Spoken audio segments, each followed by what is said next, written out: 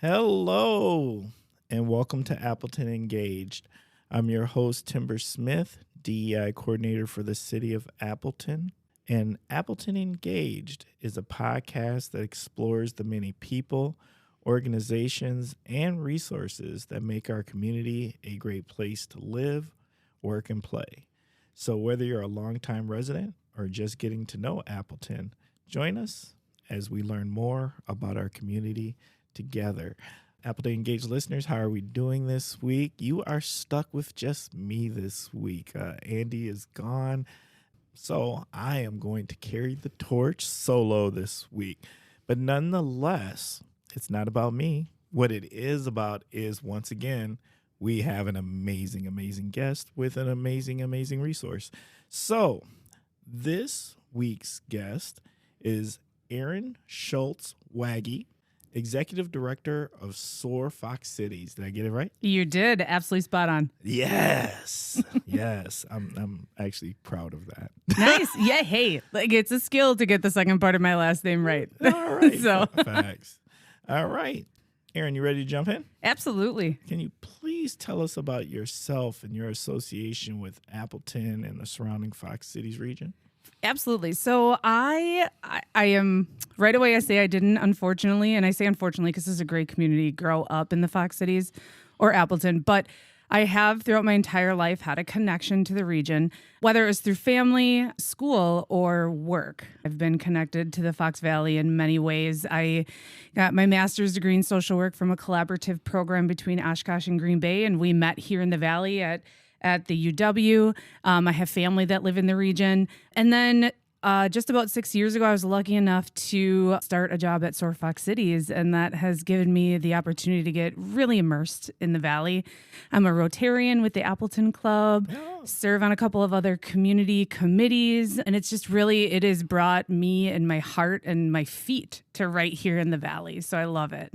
Okay. You've got lots of connections. I do. Fantastic. Okay. Erin, can you please tell us about your resource? Yeah. So SOAR Fox Cities has been actually in the Valley for nearly 70 years. We started in the 50s with a small group of parents who had loved ones, kiddos that were born with or living with a developmental or intellectual disability. And really sadly at the time, the common notion was that anyone living with an intellectual or developmental disability could not have a full life. You know, they couldn't live independently, they couldn't work, they couldn't have a social life, so on and so forth. So truly the common notion was that those individuals needed to be institutionalized. We know stories of people where they had their baby and in the hospital they were said, don't hold them because you will get attached and that will make it harder to put them in an institution. Ouch. Yes. Like I get a little emotional talking about it because I can't imagine that. And especially knowing the experiences that I've had over the last 6 years, they were dead wrong in the 50s about that. And these parents said the same thing.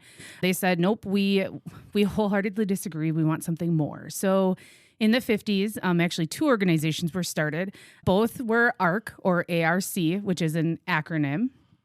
And it was ARC of Neenah Menasha, and I am completely going to forget the other one, ARC of Outagamie County, excuse me. Oh. And so two separate organizations operated within the Valley, doing a variety of activities for people, youth and adults living with developmental disabilities.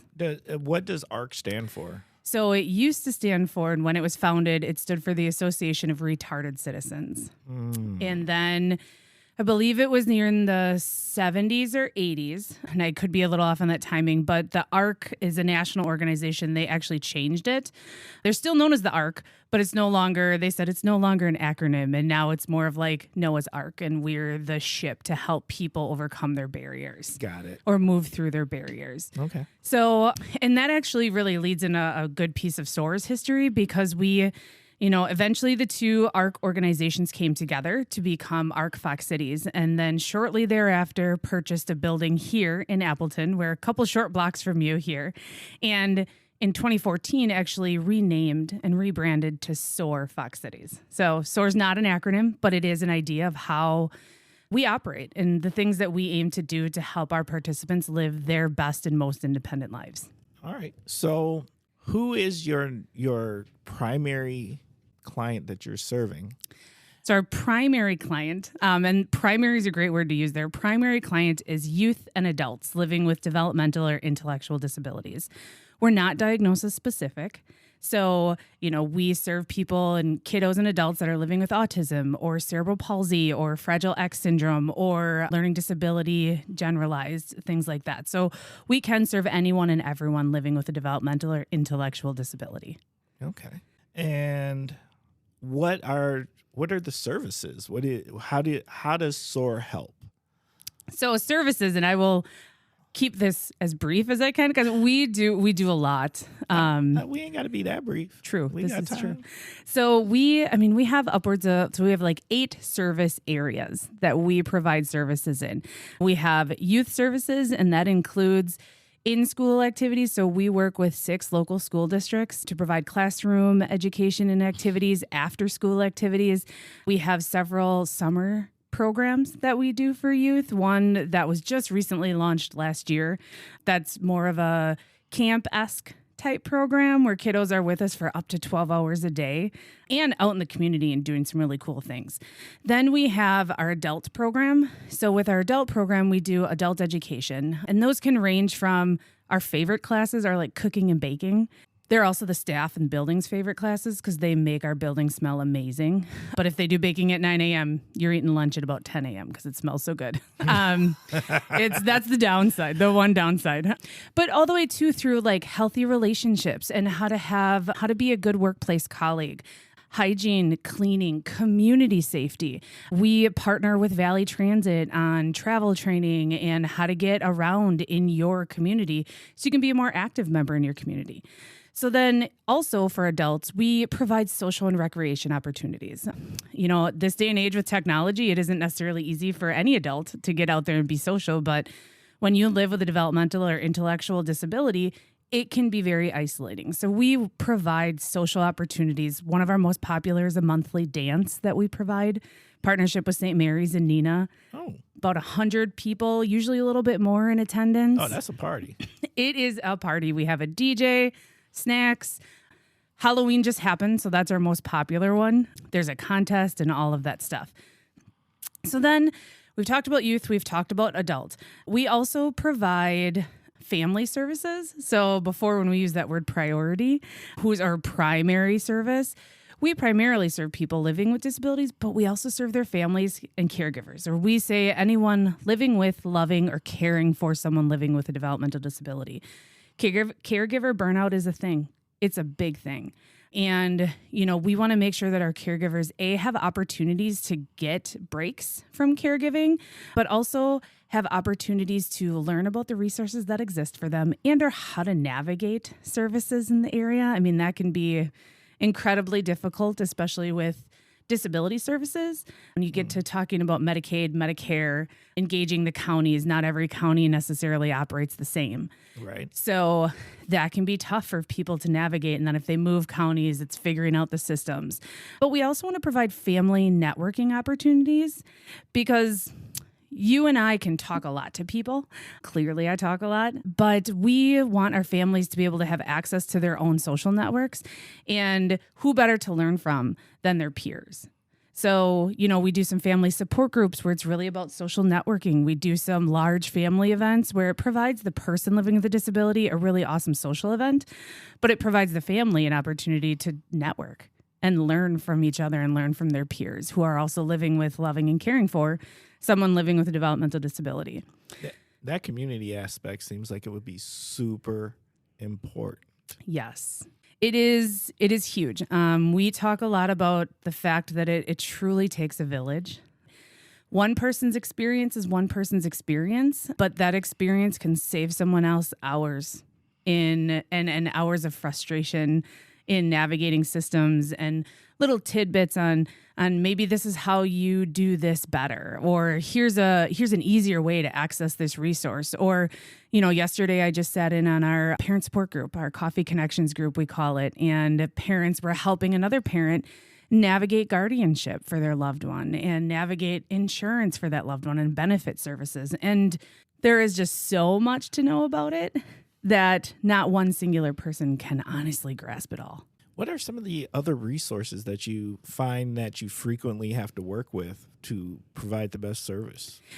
So we work often and or make referrals often to, the county ADRCs. We work with the counties very closely, especially for youth. Children's long-term support is a big partner of ours in making sure kiddos can get services that they need. Other resources really vary. Those are probably the two primary, but we also are working with what's called MCOs, or managed care organizations. So those can help adults access services, access care, long-term support. There's another system called IRIS, which is a more self-directed opportunity. And then those people, it can help provide funding and access to services like ours, or services like our other similar partners in the community. So like Valley Packaging, they would be another organization that might work with IRIS participants and or managed care organizations. And likewise, we work with them. We have a lot of the same participants. What I feel like there's so many questions. And so I'm just going to ask a really broad question that I'm hoping that will help fill some gaps. And that would be what would you think is important for the public to know about A, your organization, and then B, those constituents that you're serving? Yeah. So we'll start with A in our organization. One of the biggest things is, broadly speaking, our mission is to empower people living with differing abilities. And, we have this vision where everyone in the community, regardless of ability or disability, however you want to label it, so long as it's respectful, can have the opportunity to craft their page in the larger book of life. That is overall, that is our goal.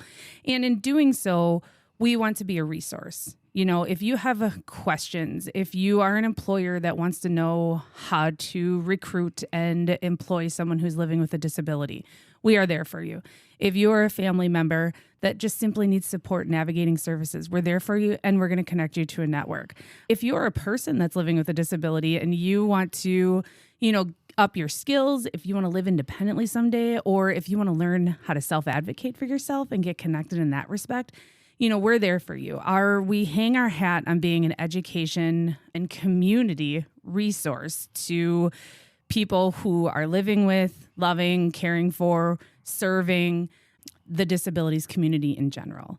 Overall, we talk a lot about the disabilities community and the fact that it is one of the largest minorities in the United States. So I think I have this written down here. There's about 54 million Americans living with at least one disability. So what that actually does is make disabilities, or people living with a disability, the largest minority group in the nation. And it is also one of the only minority groups that you can join at any time through accident, illness. Many people are born with disabilities, but also if you look into aging, often disabilities come with aging, and so on and so forth. So, it's something that's really close to all of us because it can be right around the corner without us even knowing. Right.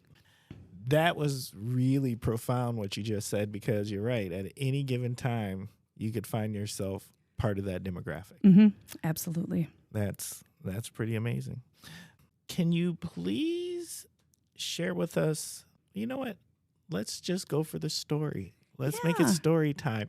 Could you please share with us a story that helps the Appleton Engaged listeners best understand what your organization does and how do you serve your constituents?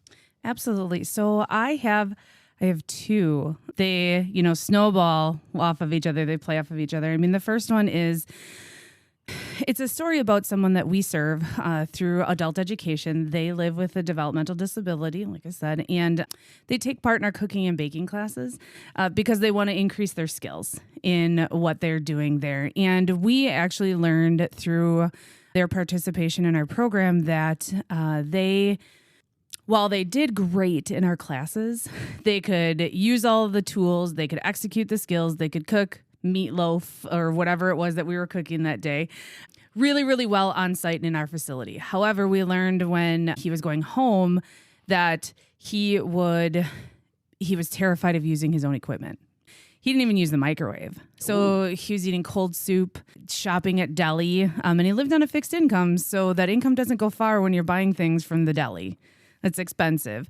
But also like raw beef sandwiches. And I grew up in a very German household. So like cannibal sandwiches are a thing around the holidays. But that's by choice and by background. He was doing it because he was terrified to cook. And then, we learned that about this person and we said, okay, so what can we do? Because this is not healthy. Like you're not living your best life. What do we need to do to help you out here? And actually a couple of my staff just took the initiative to create a microwave cooking class so they could help him learn how to use his microwave. And, they said, just so we can get you eating some healthy stuff and then maybe it will make your budget not so tight because you don't have to live off the deli. You can at least maybe buy some microwave dinners if they're on sale or something to that respect. So created this microwave cooking class, got him to go through the class, and then learned that they were then cooking at home and at least using the microwave a little bit. So I love this story because it touches on the basic needs, things that we are serving that aren't always talked about with the disabilities community, and the fact that this person lived independently while on a very, very fixed income and also lived with a disability with very little support and truly needed help with the basic need of eating. And I am also incredibly proud of my team in this because they just took the initiative and said, all right, he needs this. We're creating this. Boom, it was done like 2 months later and he was going through that. So on top of that, I have just a couple of quotes maybe that I might share or that I'd like to share from some of our participants. One is, so this is a young woman who is, for all the challenges and barriers that her disability can create in her life, she is amazing.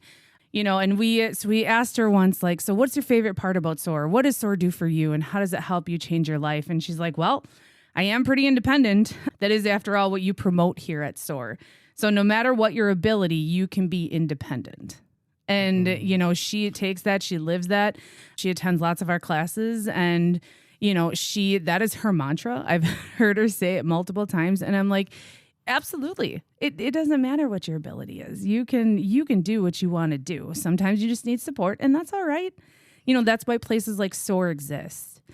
So another one really on top of that, that's from a participant that is near and dear to my heart is, she actually did a work placement by us. So we supported her through, I think, 6 or 8 weeks. She did some office work for us, a couple hours a day.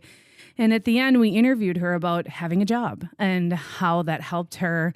And she said, whatever the goal you want to do, just get out there and try. Whatever kind of disability you have, you can still do it. You just got to find a way. Those are fantastic quotes. Like I literally got goosebumps.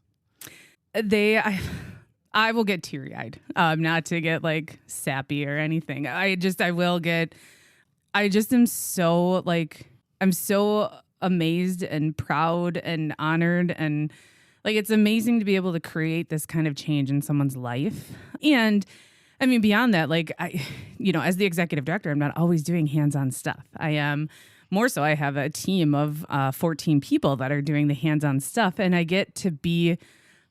I'm just so proud of the things that they do and how my team impacts this community and impacts people living with disabilities or varying abilities. What's the reach? Do you serve just the city of Appleton, or is there the county, multiple counties? So we serve the Tri-County area, Calumet, Outagamie, Northern Winnebago County. But with that, I will say we do have people that come to us for some of our programs from a 7-county area. We have one of our programs I didn't talk before was we do a camp program in the summer and in the fall. And in the summer, we actually go to Onaway Island for a week. So if anyone's familiar with Onaway Island, it's up in Chain of Lakes, Wapaka. The Boys and Girls Brigade actually owns it, and we rent it from them. And so we have people from 7 counties, as far north as Shawano County, as far south as Fond du Lac County, that join us for that camp. Are there any upcoming initiatives, events? Do you have legacy events associated with SOAR? We do. So our most popular legacy event is actually a golf outing. We do a golf outing. It is every July. We do it at Royal St. Pat's. Usually, or I shouldn't say usually, last year it raised about $45,000 to support SOAR programs. We had 119 golfers. Royal St. Pat's is a beautiful course out in Wrightstown. And we've hosted the event there for going on 7 or 8 years now. It's actually this coming year, or this year, 2024, will be 33 years. It'll be our 33rd golf outing. We also do in the fall, we do another fundraiser called the Amazing Fund Racer. So it's modeled after the Amazing Race, which I think is on like CBS, but we do like the Fox Valley version. Okay. Yeah. That sounds fun. It is. We just hosted it in October of 2023, and I think we had 21 teams. Can't remember how many host sites we had, but the videos of the teams, like if you check out our Facebook page, they had a blast. One of my board members dressed up as the Cat in the Hat. We had other team members. Yeah, it's amazing. Is there anything the community can do to be helpful? Yes. So the gift of money is always appreciated. I always talk about the gift of money. We actually are expanding our youth programs in the moment. So that will, require space. It will require staff. So we will need to fund that. But on top of the gift of money, the gift of time sometimes is just as valuable to us. As I mentioned before, we have 14 or 15 employees, if you include me. But we serve roughly 1,200 people directly. Whoa, 1,200? Yep, 1,200. Then that's just people living with disabilities. Some of our other programming that we do in the community, like working with employers or community education, we touch the lives of about 19,000 people throughout the Fox Valley region and throughout that Tri-County area. So doing that with just 14 people is impossible. So yeah. so we depend on volunteers.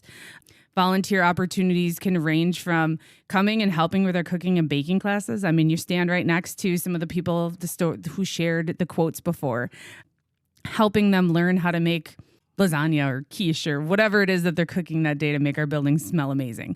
Or, you can get involved on a corporate level if you are looking for something for team building and coming in and doing projects for us or helping out at a special event. We actually have a lot of corporations that come or businesses that get involved with the golf outing and spend the day out on the course with us. I mean, what's a better way to volunteer and, get together and do something with your team? Also, do those employers also reach out to you for opportunities? They do. So we have engaged it's this two-way street. Many employers will engage with us from a volunteer perspective, and then we will in turn say, hey, are you interested in this? And vice versa.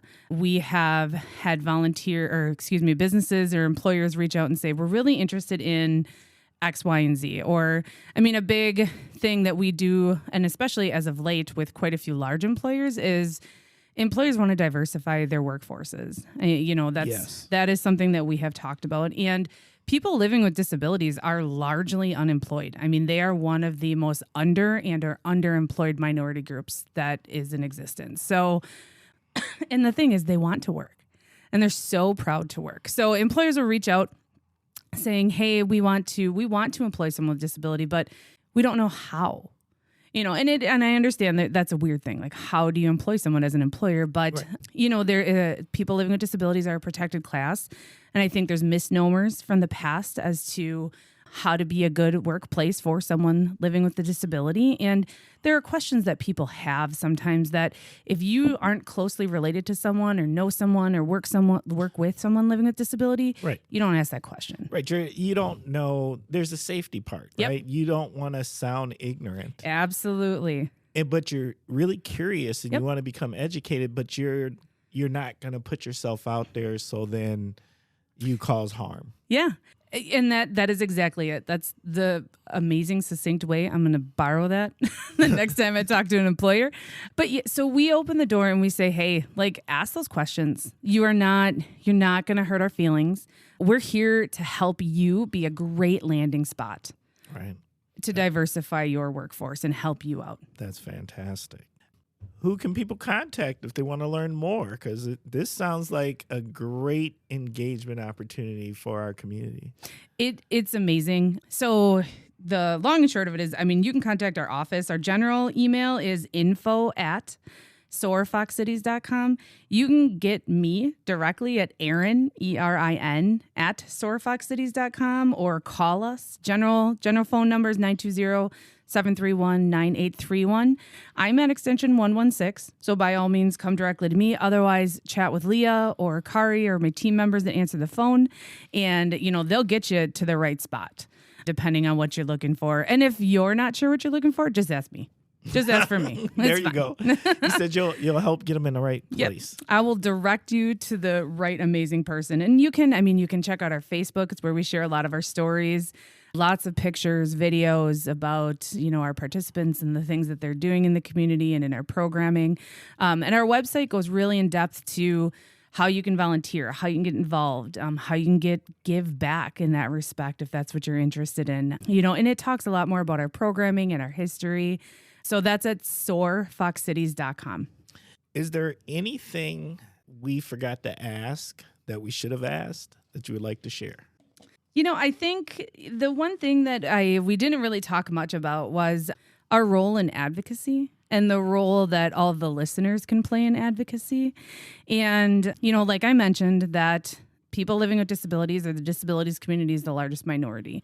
However, they are unfortunately often the most overlooked minority insofar as, community inclusion or things like that. So you can every day be an advocate. If you feel so moved, you can go to your employer and say, hey, you need to talk to Erin at SOAR Fox Cities about how we diversify our workforce.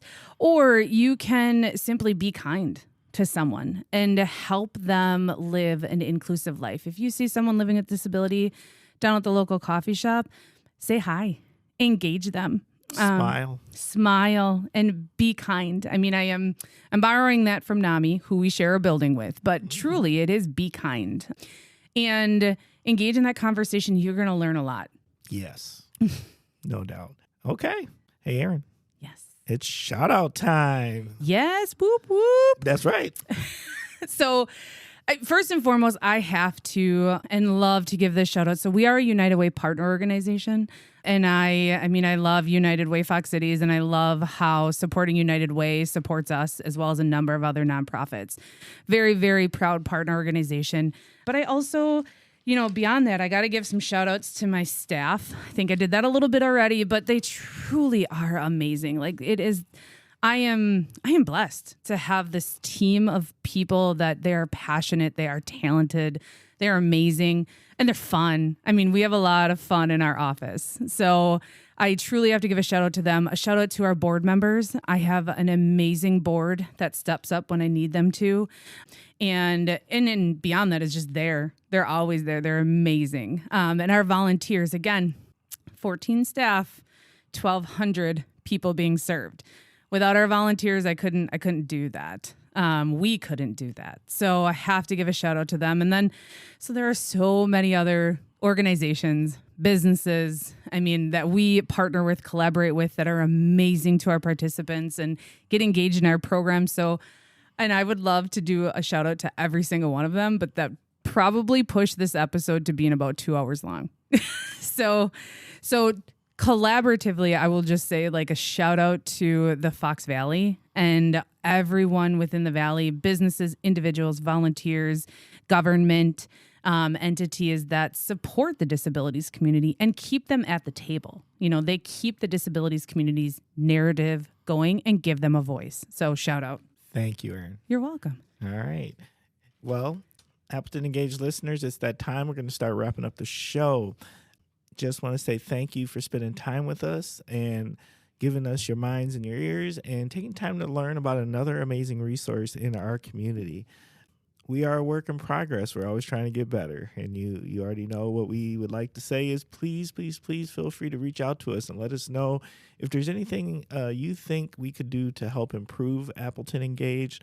Also, if you would like to be a guest or if you would like to recommend a guest, please reach out to us at diversity@appleton.org. Once again, that is diversity@appleton.org. And Appleton Engaged listeners, I have one more ask of you, and that is please take a moment and while you're listening to this podcast, hit the subscribe button and leave us a review. What this does is it helps to improve our analytics. We think we have something very, very special here and something that is truly making a better community for us all. And we would like more people to learn about Appleton Engaged podcast. All right. And at this time, we're going to wrap things up and we will end with, until next time, stay thoughtful, stay curious, and stay engaged.